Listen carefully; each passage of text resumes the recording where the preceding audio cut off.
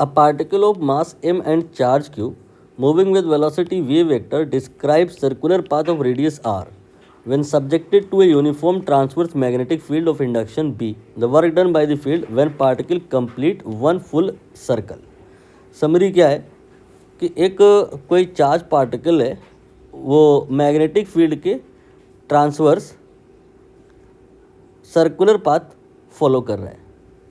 Work बताना है कि कितना होगा बाय द फील्ड.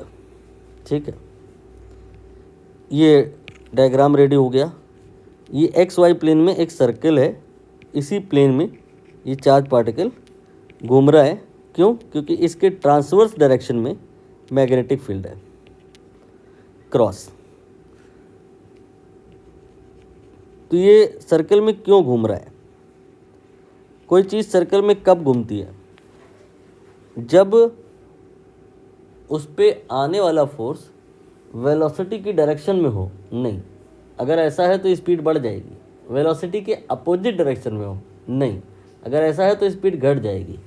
जब फोर्स वेलोसिटी के परपेंडिकुलर हो, दैट टाइम क्या होता है कि वेलोसिटी का मैग्नीट्यूड वो तो नहीं चेंज होता, लेकिन डायरेक्शन चेंज हो जाता है.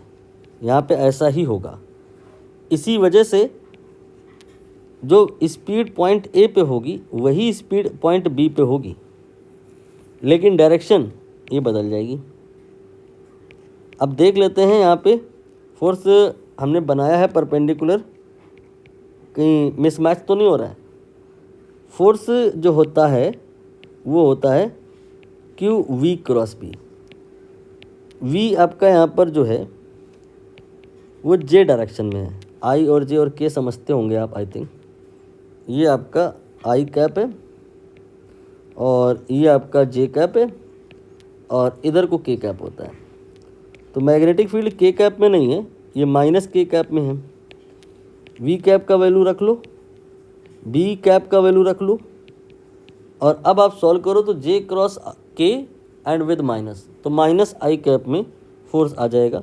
देख लीजिए, तो फोर्स आपका परपेंडिकुलर है, इसका मतलब इसकी जो पावर डिलीवरी होगी एफ डॉट वी या एफ वी कॉस थीटा, वो कितनी होगी? 0. पावर डिलीवरी का मतलब क्या होता है?